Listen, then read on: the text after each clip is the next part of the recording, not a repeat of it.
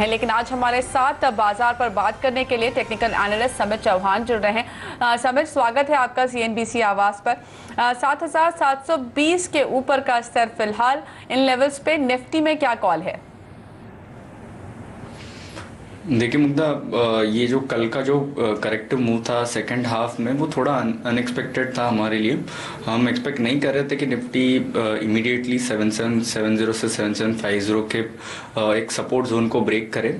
आज भी अगर हम देखें तो ट्रेडिंग उसके बट यहाँ से भले हमने देखा है लास्ट 3-4 दिनों में एक डिसेंट करेक्शन आया है हाई लेवल से, हम उतने ज़्यादा एग्रेसिवली पेसिमिस्टिक नहीं है मार्केट पे। अच्छा खासा सपोर्ट है नीचे अगर हम देखें तो 7700 से लेके 7680 तक।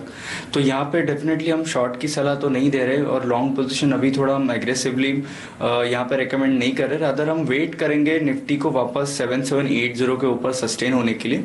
अगर वो होता है तो फिर हम एक बाउंस बैक वापस देख सकते हैं 7900 तक। और अगर वो नहीं होता है तो हमें ये 100 से लेके 125 पॉइंट के रेंज में ट्रेड हो सकते हैं। बट हमारा ये व्यू है एटलीस्ट यहाँ पे एग्रेसिवली शॉर्ट तो नहीं जाना चाहिए। अच्छे खासे सपोर्ट है, अगर किसी ने शॉर्ट किए हुए ऑलरेडी तो 7700 7680 ये जोन है, वहां पे तो एटलीस्ट प्रॉफिट बुकिंग करना चाहिए। ओके, तो ये सलाह है इस वक्त निफ्टी पर। लेकिन चलिए कुछ एक काउंटर्स की बात करते हैं। सबसे पहले टाटा ग्रुप के सारे ही काउंटर्स आपको दबाव में दिखाई देंगे लगभग। टाटा मोटर्स 4.5% नीचे, टाटा स्टील में भी लगभग 4% का दबाव है। टाटा मोटर्स के लिए जो खबर आई है वो ये कि यूएस के JLR के आंकड़े जाहिर हुए हैं और वहाँ पर पिछले महीने उन्होंने 2% कम गाड़ियाँ बेची हैं। जैगुआर की सेल्स 1% ऊपर गई है, लेकिन लैंड रोवर की सेल्स नीचे आई है। तो फिलहाल ये एक इम्पॉर्टेंट फैक्टर जिसकी वजह से टाटा मोटर्स पर इम्पैक्ट पड़ रहा है। 4.5% से ज़्यादा का प्रेशर टाटा मोटर्स पर, 390 का स्तर है अगर हम भारतीय बाजार में देखें। लेकिन ये टाटा मोटर्स का सिर्फ 17% जो रेवेन्यू है वो भारतीय बाजार से आता है। पिछले महीने उन्होंने बेहतर कारोबार किया लेकिन ओनली 17% कंट्रीब्यूशन, तो इसलिए शायद बाजार जो US से आंकड़ा आ रहा है उसको ज़्यादा तवज्जो दे रहा है। समित, टाटा मोटर्स पर इस वक्त करना क्या चाहिए? देखिए मुग्धा, अगर आप 2-4 दिनों की बात करोगे तो टाटा मोटर्स में थोड़ा प्रेशर और रह सकता है। बट अगर कोई पोजिशनल ट्रेडर है और वो वेट कर रहा है टाटा मोटर्स में एंटर करने के लिए, तो मेरे ख्याल से ये डेप्स जो आएंगी यहाँ पे प्रॉब्ली अराउंड 380 378 ये जोन में, इसमें एक अच्छा खासा सपोर्ट जोन है। तो अगर पोजिशनली हम देखें तो मेरे ख्याल से ट्रेडर्स को वेट करना चाहिए और ये 380 378 का अगर जोन आता है वहाँ पे एक एक्यूमुलेशन हो सकता है। बट अगर आप प्योरली एक मोमेंटम प्ले देखें तो यहाँ से और 10 से 12 पॉइंट की गिरावट इसमें मुमकिन है। ऊपर की तरफ अभी 396 98 का इसका स्ट्रॉन्ग रेजिस्टेंस है। बट एग्रेसिवली अगर कोई शॉर्ट है तो एग्रेसिवली नहीं रहना चाहिए। 380 78 के आसपास इसमें प्रॉफिट बुकिंग करनी चाहिए। तो करीब 10 से 12 पॉइंट्स का दबाव अभी और एक्सपेक्ट कर रहे हैं, यानी कि 2-2.5% और कमज़ोर हो सकता है टाटा मोटर्स। लेकिन वहाँ पर इस वक्त अग्रेसिवली शॉर्ट पोजीशन बनाने की सलाह नहीं है। अगर लॉन्ग टर्म या फिर थोड़ी बड़ी पोजीशन बनानी है, लंबी पोजीशन बनानी है, तो शायद एंट्री के लिए थोड़े लोअर लेवल्स पर सोचा जा सकता है। समित, नेक्स्ट स्टॉक अदानी पोर्ट नतीजों के बाद 212 पर आ गया है। 212-13 के आसपास का स्तर है, लेकिन 10% तक का प्रेशर देख चुका है। क्या जो दबाव है वो अब खत्म हो गया है? देखिए, अडानी पोर्ट की अगर बात करें तो इसको ये 240 245 का एक स्ट्रॉन्ग रेजिस्टेंस जोन है, वहीं से इसने एक अच्छा खासा करेक्शन देखा है। आज तो हमने वॉल्यूम के साथ करेक्शन देखा है। तो मेरे ख्याल से at least in the near term ये प्रेशर और कंटिन्यू रहेगा। ये स्टॉक 200 198 के लेवल टेस्ट कर सकता है। तो यहाँ पे मेरे ख्याल से बॉटम फिशिंग करनी नहीं चाहिए। ये स्टॉक में और गिरावट आ सकती है लुकिंग एट दी वॉल्यूम्स। और अगर उसका प्राइस एक्शन देखें तो 220 218 के आसपास सपोर्ट था, तो वो उसने इंट्राडे बेसिस पे ब्रीच किया है। तो ये वीकनेस कंटिन्यू रहेगा। इसमें लॉन्ग पोजीशन इमीडिएटली तो नहीं लेनी चाहिए जब तक कोई रिवर्सल नहीं आता है। और अगर कोई शॉर्ट है तो 202 200 के लेवल के लिए होल्ड किया जा सकता है। ओके, चलिए आपको अदानी पोर्ट के नतीजे भी बता देते हैं। नेट जो उनका मुनाफा है वो 38% ऊपर गया है, लेकिन इसमें डेरिवेटिव गेन काफ़ी ज़्यादा है। 139 करोड़ का डेरिवेटिव गेन आया है, जो कि पिछले साल इसी तिमाही में मात्र 24 करोड़ का था, तो वो एक बड़ा सपोर्ट। तो ऑपरेशनली उन्होंने जो अगले साल के लिए गाइडेंस दिया है वो काफ़ी म्यूटेड सा है, थोड़ा कमज़ोर है। 10 से 15% का गाइडेंस उन्होंने FY17 के लिए दिया है, और इसीलिए बाजार थोड़ा नर्वस, इसीलिए आप ज़्यादा दबाव देख रहे हैं। चलिए अगला सवाल लेते हैं, यहाँ पर अगले काउंटर की बात करते हैं, और वो होगा इस वक्त हिंडाल्को, क्योंकि वो भी दिग्गज है और अच्छा खासा दबाव, 4% तक का प्रेशर समेत हम हिंडाल्को में भी देख रहे हैं। बेस मेटल्स अगर आप देखें तो एज अ पैक थोड़ा दबाव प्रेशर वहाँ पे भी दिख रहा है, और शायद इसी वजह से सारे मेटल काउंटर्स भी प्रेशर में हैं। 4.5% नीचे है हिंडाल्को, क्या करना चाहिए? देखिए मुग्धा, अगर हम लास्ट 1-1.5 महीने की प्राइस एक्शन देखिए, अगर आप कोई भी मेटल स्टॉक देखिए, फ्रंटलाइन मेटल स्टॉक्स, उनमें एक अच्छी खासी रैली आई है लोअर लेवल से। अगर हिंडाल्को की बात करें तो इसने ऑलमोस्ट 35 से 45% की एक स्ट्रॉन्ग जंप देखी है लास्ट 1.5 से 2 महीने में। तो इतना बड़ा एक अगर स्टीप रैली आता है तो उसके बाद कहीं ना कहीं प्रॉफिट बुकिंग आना एक एविडेंट होता है। अगर इसकी बात करें तो 105, 108 के आसपास रेजिस्टेंस है, वहीं से हमने एक थोड़ी बहुत प्रॉफिट बुकिंग देखी है। बट ये प्रॉफिट बुकिंग में मेरे ख्याल से ज़्यादा एग्रेसिवली शॉर्ट नहीं रहना चाहिए। जैसे मैंने टाटा मोटर्स के बारे में भी कहा, सेम व्यू रहेगा। अगर लोअर लेवल्स आते हैं अराउंड 87 से लेके 85, एक स्ट्रॉन्ग सपोर्ट जोन है, तो मोमेंटम ट्रेडर्स उसके लिए वेट कर सकते हैं। और अगर आप पोजिशनल ट्रेडर्स की बात करें तो मेरे ख्याल से ये बाइंग अपॉर्चुनिटी होगी अगर ये स्टॉक 87-85 के रेंज में आता है तो। ओके, समित, क्विकली एक कॉल यहाँ पर आपसे लेना चाहूंगी, कुछ एक ऐसे काउंटर्स पर जहाँ पर नतीजे आए हैं, जैसे मोरारजी टेक्सटाइल्स करीब 7% का मूव ये देख चुका है। मुनाफा बहुत बढ़िया, 227% जंप देखा है मुनाफे में। 2 करोड़ के आसपास का मुनाफा था पिछले साल, इस बार 7 करोड़ से ऊपर 7.2 करोड़ पर मुनाफा निकल कर आया है। एबिटा मार्जिन में भी अच्छा इंप्रूवमेंट देखने को मिला है, 13% से कुछ कम थे, 12.8% मार्जिन थे पिछले साल, और वो इस बार 18% पर निकल कर आए हैं, 18.1%। तो ऑपरेशनली भी कंपनी ने अच्छे नतीजे पेश किए हैं। क्या लगता है स्टॉक में क्या करें, क्या खरीदने का मौका है अब भी? टू बी ऑनेस्ट मुग्धा, हम ये स्टॉक ट्रैक नहीं करते कंसिडरिंग इट्स वॉल्यूम्स। अगर लास्ट 2-3 दिन के हम वॉल्यूम छोड़े तो ये स्टॉक में 3 से 5 हज़ार का एवरेज डेली वॉल्यूम हम देखते हैं। तो ऐसे स्टॉक में ज़्यादा कन्विक्शन से रेकमेंड करना डिफिकल्ट होगा। यहाँ पे हम बाइंग रेकमेंड नहीं करेंगे, but purely looking at the chart structure, ये स्टॉक एक 51 से लेके 53 के रेंज तक और कंटिन्यू रह सकता है इसकी अपवर्ड मोमेंटम। तो होल्ड किया जा सकता है। एक स्टॉप लॉस होगा 44 का, और जिन्होंने ऑलरेडी लिया हुआ है वो 51-53 के लेवल्स के लिए होल्ड कर सकते हैं। फ्रेश बाइंग की यहाँ पे सलाह नहीं होगी। ओके, और कुछ और काउंटर्स जहां पर नतीजे आए हैं उनमें शामिल है BASF। अगेन ये भी बहुत ज़्यादा वॉल्यूम तो नहीं होता है समित यहाँ पर, लेकिन आपका व्यू है क्या कुछ इस पे? ये 4.5% का मूव देख चुका है, प्रॉफिट 76.81 करोड़ पर निकल कर आया है, जबकि पिछले साल इसी तिमाही में नुकसान था।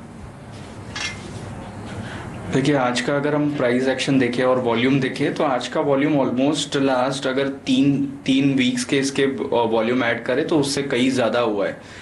तो एक मेजर रेजिस्टेंस उसने 950 का एक अच्छे खासे वॉल्यूम के साथ ब्रेक किया है, तो इसमें एक मोमेंटम तो एटलीस्ट ऊपर की तरफ कंटिन्यू रहेगा। 1020 से लेके 1040 के इसके नेक्स्ट लेवल्स रहेंगे। बट आप अगर पूछोगे इसके लिए बाय करना चाहिए कि नहीं, तो हम उतने कन्विक्शन से नहीं करेंगे।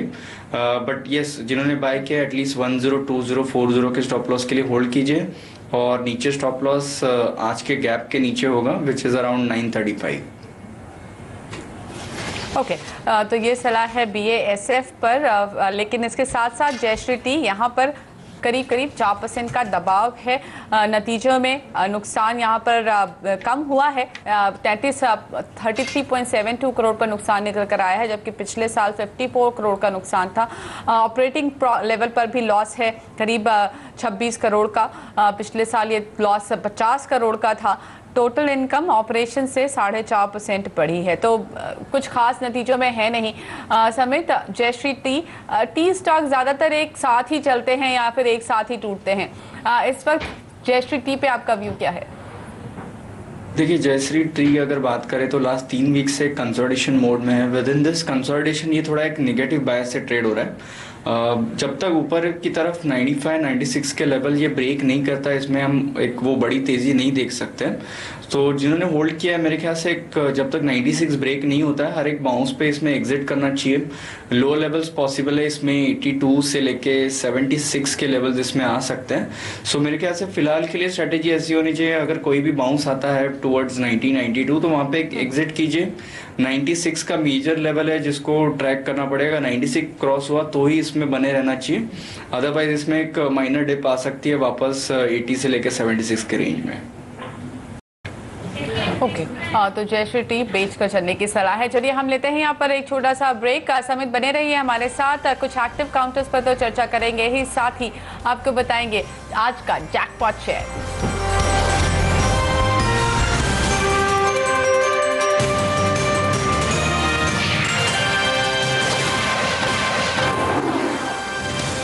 और अब वक्त है कमाई के धमाकेदार आइडिया जैकपॉट शेयर का।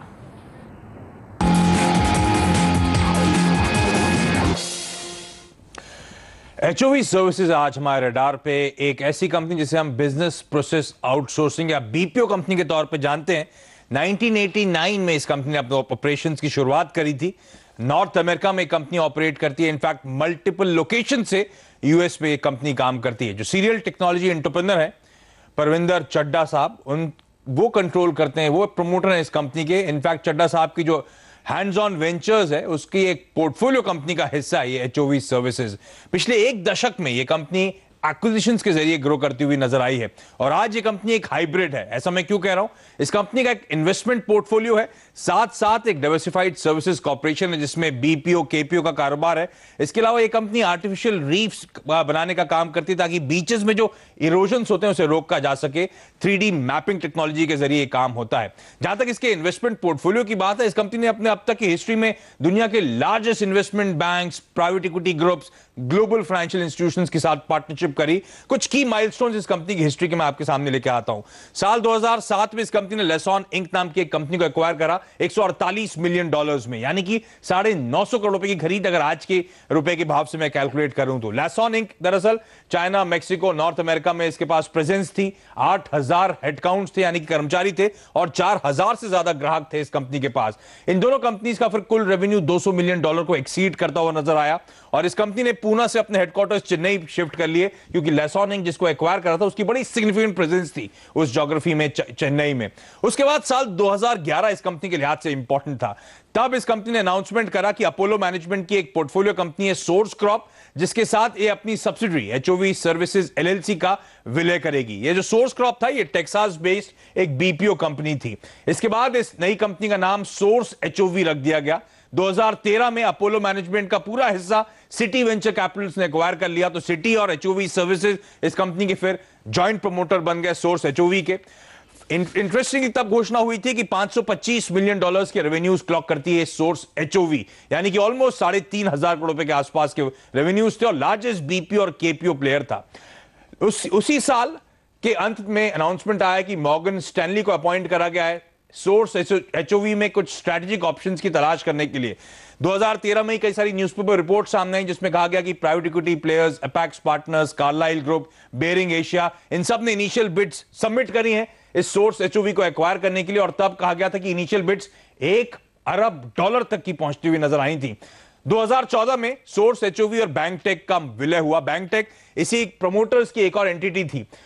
इस मर्जर के जरिए सिटी ग्रुप ने इस कंपनी से एग्जिट करा और बैंकटेक और सोर्स HOV का विलय हो गया। उसके बाद खबरें आई कि प्रमोटर्स चाहते हैं कि सोर्स HOV सर्विसेज का जो सोर्स HOV में स्टेक है उसे $100 मिलियन में एक्वायर करने की बात करी गई थी और इतना तगड़ा स्टेक $100 मिलियन में एक्वायर करने की बात थी। हालांकि स्टॉक में तब भी उछाल आया था, लेकिन लकीली 2015 में ये एग्रीमेंट वापस ले लिया गया। प्रमोटर्स ने ये स्टेक एक्वायर नहीं करा इस कंपनी का। लेकिन जिस कंपनी की मैं बात कर रहा हूं कड़े तगड़े इन्वेस्टमेंट्स के ऊपर बैठी हुई है। लेसॉन इंक का एक्विजिशन 950 करोड़ रुपए में इस कंपनी ने करा। 2015 की एनुअल रिपोर्ट कहती है कि सोर्स HOV के रेवेन्यूज अब $1 बिलियन पहुंचते हुए नजर आ रहे हैं। हालांकि कंसोलिडेटेड बैलेंस शीट देखेंगे आप तो कुछ लॉसेस हैं 150 करोड़ रुपए के आसपास जो वहां से आते हैं। इस कंपनी का उस सोर्स HOV में 45% स्टेक है। $1 बिलियन के वैल्यूएशन आज से 2 साल पहले हुए थे जब टॉप लाइन थी $525 मिलियन की, आज $1 बिलियन की टॉप लाइन है। हालांकि कहना मुश्किल है कि कब तक ये वैल्यू अनलॉक होती हुई नजर आएगी, कब तक ये स्टेक सेल होता हुआ नजर आएगा, लेकिन इन्वेस्टमेंट्स के लिहाज से बेहद इंटरेस्टिंग कंपनी है। इस कंपनी को आपको अपने रडार पर रखना चाहिए।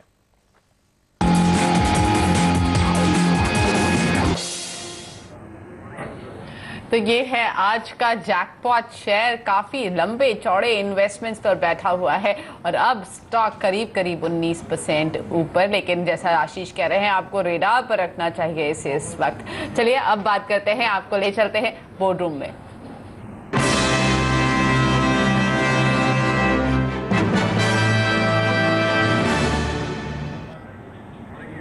आज हमारे साथ बोर्ड रूम में इंटेलेक्ट डिजाइन अरीना के अरुण जैन जुड़ रहे हैं। अरुण जी, बहुत बहुत स्वागत है। सबसे पहले चौथी तिमाही में कंपनी का प्रदर्शन कुछ खास नहीं रहा, इसकी क्या वजह है, आप क्या मानते हैं?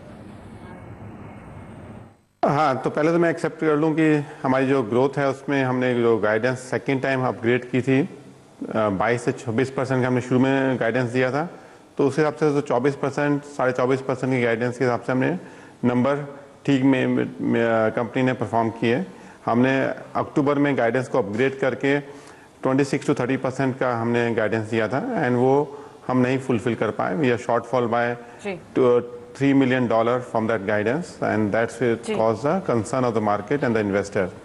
तो वो उनकी कंसर्न जायज है। जी, लेकिन आपसे ये सवाल भी पूछना चाहूंगी, सॉरी, लेकिन हमारे पास वक्त थोड़ा कम है। आपसे ये सवाल पूछना चाहते हो कि आपने अपनी कॉन कॉल में चौथी तिमाही में डील होने में देरी की बात कही थी, ये देरी क्यों हो रही है और अब डील का फायदा अगली तिमाही से दिखना शुरू होगा क्या? बिल्कुल बिल्कुल। सो जो डिसअपॉइंटमेंट आप कह रहे हैं तो दो चीज़ों में है। एक तो ये जो लार्ज डील जो हमने साइन की उसका हमने अकाउंटिंग नहीं किया last time, which can be accounted, so we could have met the numbers, but it will get accounted in Q1, Q2 because it's a complex deal of software as a service model. And second thing which we have now looked at it is Europe slowed down in the first quarter substantially. So large bank in Europe slowed down, so there was 2 deals expected in Europe which got slowed down and maybe that they will get delayed by Q2 or Q3. Alright mister Jain, बहुत बहुत धन्यवाद समय निकालने के लिए आज। And sorry, आपसे बात करने के लिए वक्त थोड़ा कम है, लेकिन समय तो आपसे भी इजाजत लेना होगा। बहुत बहुत धन्यवाद। फिलहाल बाजारों का हाल में वक्त है एक ब्रेक का, लेकिन कहीं मत जाइए, कमोडिटी की सारी खबरों का अपडेट लेकर आ रहे हैं ब्रेक के बाद।